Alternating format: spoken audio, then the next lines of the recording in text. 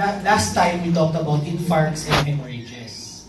So now we're going to talk about infection. I'll just be showing some basic findings when we talk about infection. Usually, the most common entity that we see is meningitis. So the basic take-home message here is you have a patient who comes in with decreased sensorium and fever and local rigidity, you think of meningitis. So take-home message here is if you're going to request for a study for your patient, always request for contrast. That's it. That's just the take-home message. Because although you can see findings which are suspicious for meningitis in the plain CT scan. The plain CT scan is not absolutely diagnostic. The plain CT scan cannot pick up early findings. It can only pick up late findings and sequelae of meningitis. Patient could already have hydrocephalus. There may already be ischemic changes from vasospasm. So you're going to need to see undue meningeal enhancement, which is more or less diagnostic on the contrast CT. So what does it look like? Here in this particular case, we have unenhanced studies, and we already have obstructive hydrocephalus. There is generalized edema, so at least you can see that on plain CT. But with contrast, you will see that the vessels are markedly more enhanced. So that is undue meningeal enhancement, and that is why if you're thinking of meningitis, recommended study, whether it's CT or MRI, it should always be with contrast. You can in pediatric patients, in neonates, you can also request for cranial ultrasound. However, cranial ultrasound has its limitations with regards to meningitis. It's the same limitations as plain CT. Now, meningitis, if you compare that with TB meningitis as compared to bacterial or viral meningitis, they look almost the same. However, for TB, it has a predilection for the basal cisterns. So you will see your undue meningeal enhancement more or less in the basal cistern. It's going to be more prominent in the basal cisterns as compared to the rest of the brain. For bacterial and viral, it's going to be more uniform in distribution. Okay, another thing that we can diagnose with CT is presence of intracranial abscess. Usually, it's accompanied by fever. However, the number one differential here is a cystic neoplasm. So you cannot always absolutely say whether in what you see is an abscess or a neoplasm. So in general, I always put a cystic neoplasm as my differential when I see an abscess, when I see an intracranial abscess on CT scan. Okay, neoplasms. The problem with neoplasms the problem with radiology is it's not pathology. You cannot give a histologic diagnosis, and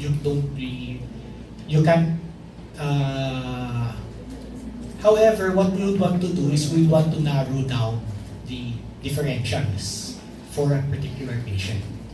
So we have a systematic way to look at your intracranial masses so that you will be able to at the very least, narrow down your differential diagnosis. So first thing, is there a mass or is there not a mass? Is the mass present? So if there is a mass, you have to talk about whether what mass effects are seen, because this will dictate the clinical course of the patient. is the patient already herniating? Is there subfalcine herniation? And more importantly, uncal or descending transtentorial or descending tonsillar herniation. In which if your patient is in impending tonsillar herniation, that will really affect the prognosis of the patient. Is there hydrocephalus or not? Because that will dictate whether or not a VP shunt will have to be placed in. So ito, wala pa to sa diagnosis, but itong part na to, in assessing the mass effects, this will help determine the clinical plans, clinical or surgical plans for the patient. And then, so when we talk about, next thing to do is to talk about where is the mass. By where is the mass, we mean, is it intraaxial, meaning is it within the brain parenchyma, or is it extraaxial? Because if it's intraaxial, we have a different primary differential. If it's extraaxial, we have another different primary differential. Is it supra or intratentorial? Meaning, is it above the level of the tentorium cerebelli? Is it in the anterior fossa? Or is it in the posterior fossa? Because different masses, different locations have different masses which predominate in each location. And what I get put here is the age of the patient. What is the age of the patient? Child? Adult? There are different masses. For example, the posterior fossa, we have different primaries if we're talking about children, and we have different primaries if we're talking about adults. And another thing which isn't here, how many masses are there? One or multiple? So basically that's it. Kasi if it's multiple, at least we can put in the possibility of metastasis. However, metastases are not the most common. They are not the most common masses within the brain. Still, for the brain, 80 to 85% of masses are primary masses. And most of them are supratentorial. And the most common are your gliomas. Unfortunately, the most common among the gliomas is GBM, glioblastoma multiforme, which is unfortunately the most aggressive of them all. More than 50% of intracranial masses are GBM. So that is one major problem with regards to the prognosis of your patient. Okay, so again, you will also base that on location. Is the tumor within the brain parenchyma? Is it in the cellular paracellular region? Is it along the meninges? And then when we talk about infratentorial, in this particular case, itong mga examples na to, these are what we see mostly in adults. Schwannoma, meningioma. For adults, the most common masses in the posterior fossa are extraaxial. So it could be schwannoma or meningioma.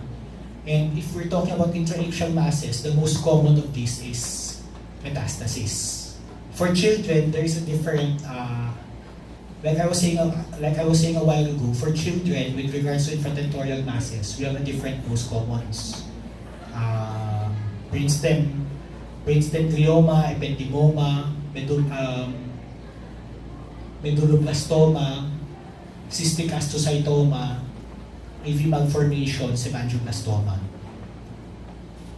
Okay, so just be giving a few examples of your intracranial neoplasms. Astrocytomas are the most common. Gliomas are the most common. So most of these are regarded as usually astrocytomas or oligodendrogliomas. So basically, that's what it looks like. If there are calcifications, it's an indication that it's probably of a lower grade as compared to glioblastoma multiforme. And so my grading yan for astrocytomas, grade 1 to grade 4. GBM is in grade 4.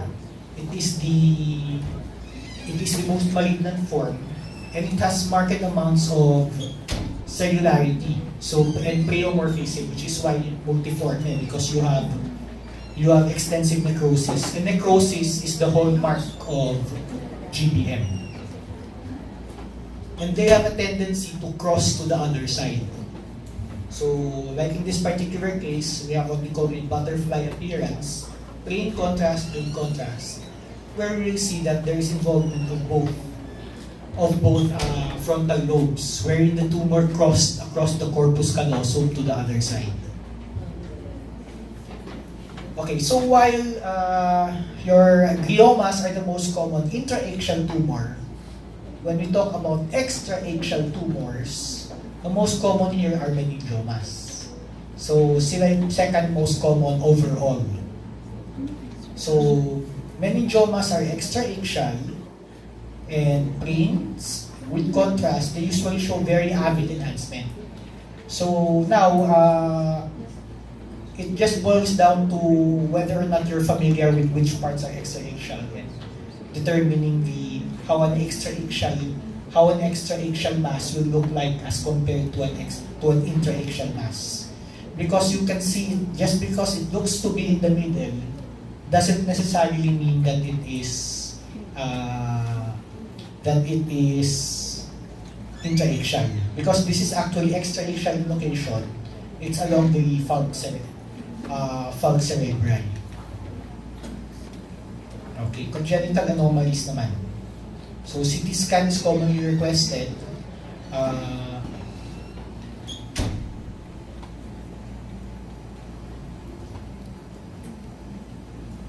CT scan is commonly requested for that, and you usually ask it for patients who come in with or previously diagnosed by prenatal ultrasound or newborns with large head. So you would want to see if you're just dealing with simple hydrocephalus, whether obstructive or non-obstructive, or whether you're dealing with something more severe. So in this case, we have what we call schizencephaly. Schizencephaly is where we have abnormal, wherein the ventricles communicate with the outside layer, with the outside, through what is known as through white matter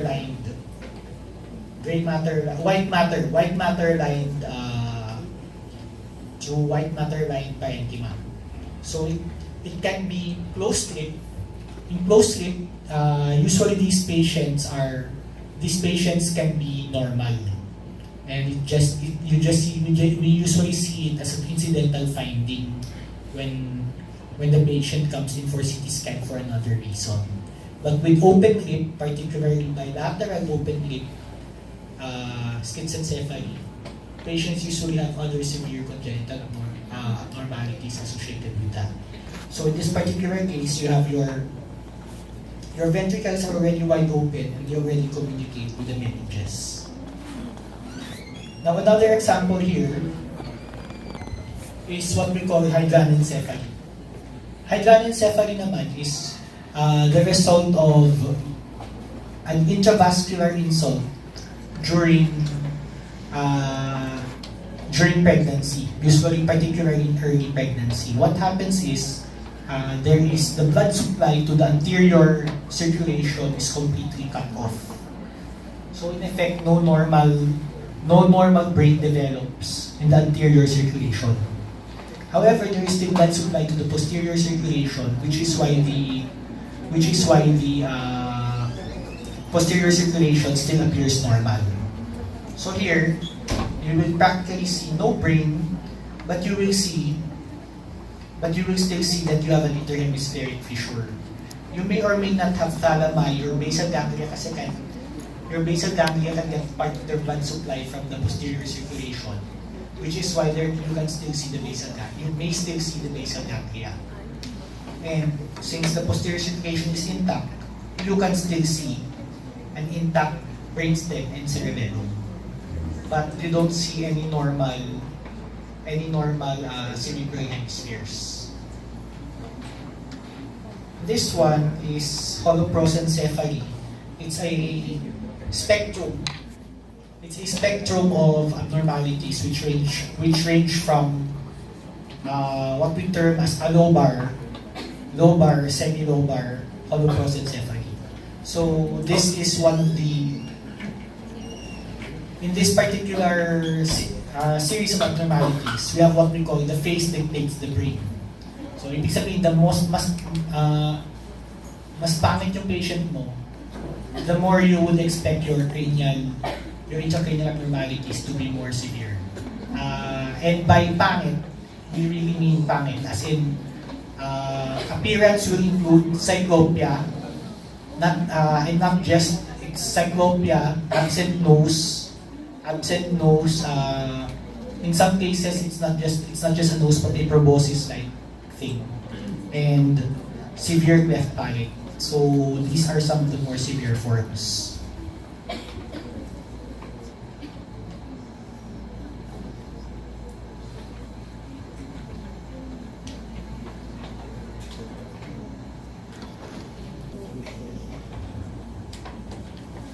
So I'll just be showing some examples na lang of the congenital abnormalities. In this case, it's an atypical location for your schizencephaly. And I don't know why they opted to put a VP shunt in, because usually VP shunts will not help if your patient has schizencephaly. It's only going to help if your patient has hydrocephalus. This one here is another example of schizen. It's even more severe than the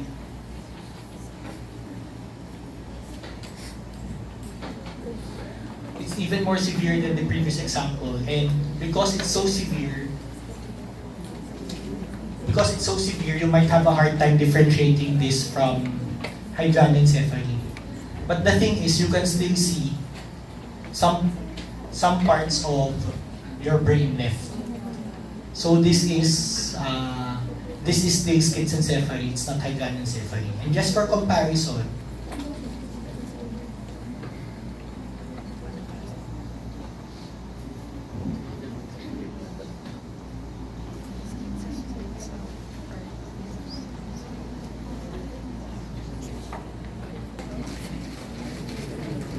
here we have a patient with hydranencephaly.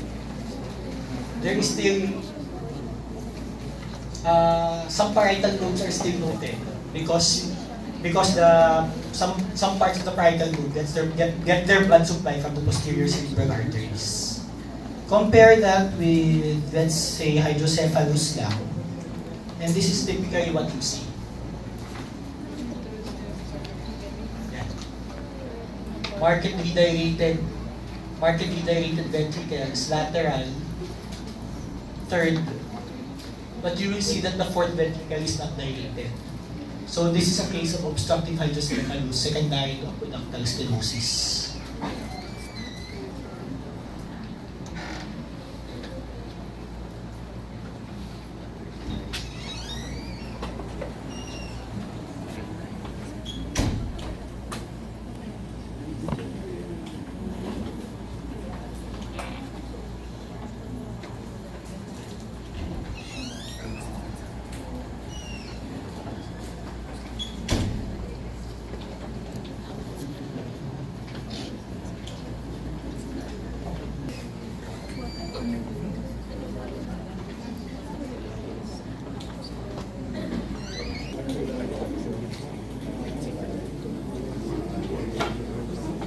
What we have here in holoprosencephaly is what we have a single, instead of having your lateral third and fourth ventricles, what you have is a single ventricle instead. So it's one ventricle, and the more severe the holoprosencephaly, the more it looks like a single ventricle.